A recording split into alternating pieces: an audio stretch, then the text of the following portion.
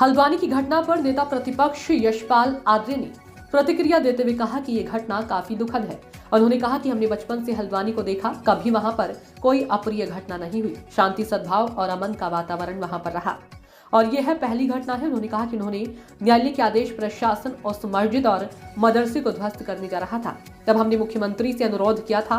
प्रशासनिक अमला पूरी तैयारी के साथ नहीं गया और इंटेलिजेंस भी पूरी तरह से फेल साबित हुई।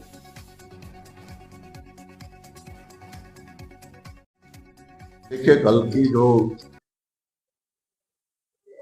घटना है बहुत ही दुर्भाग्यपूर्ण है, दुखद है और चिंतनीय भी है।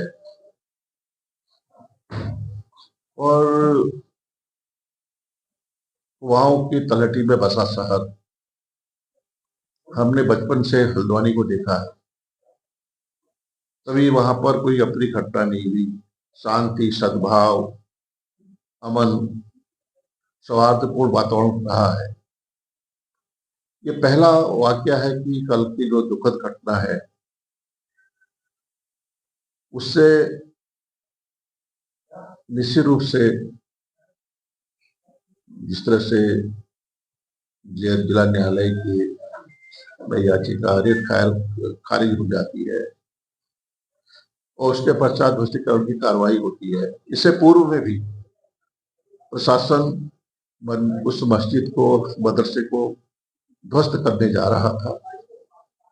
तब हमने माननीय मुख्यमंत्री से अनुरोध किया, उनको स्थिति से अवगत कराया और ध्वस्तीकरण की कार्रवाई रोक दी गई।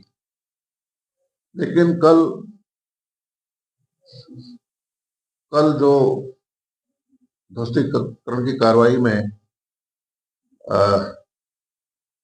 पूरी फोर्स नहीं थी, संख्याबल नहीं था, नगर निगम और पूरी प्रशासन पूरी तैयारी के साथ नहीं गया था। ड्रोन से भी वहां का जायजा लिया जा सकता था। और खुफिया तंत्र कहाँ है, सबसे बड़ा सवाल है। ये खुफिया तंत्र की घोर लापरवाही है, घोर कमी है कि वह वहां की स्थिति का आकलन नहीं कर पाए। न उनके पास कोई सूचना थी और नहीं उनके पास कोई स्रोत थे कि वहां के हालात किस तरह के बन चुके हैं। इसकी परिणति मौतें हुई हैं, पुलिसकर्मी घायल हुए हैं, प्रशासनिक अधिकारी घायल हुए हैं, पत्रकार बंधुओं की गाड़ियां जला दी गई हैं।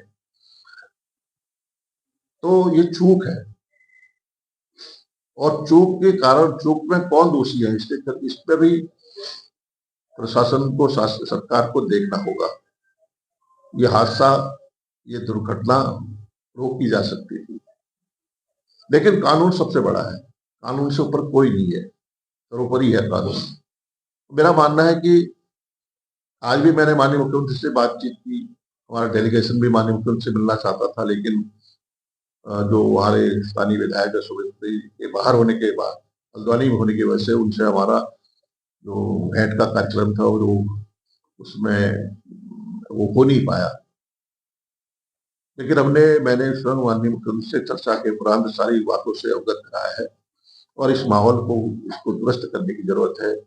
लोगों में विश्वास पैदा करने की जरूरत है और जो वहां पर कर्फ्यू लगाया गया है उसके लिए शांति समितियों का गठन करने की जरूरत है, जिस तरह के वहां के लोग और हमारे सभी धर्मों के लोग, जो हमारे वरिष्ठ लोग हैं, उनके साथ बैठकर बातचीत करनी चाहिए प्रशासन को और इस से उबरने के लिए ठोस पहल सरकार को करनी होगी।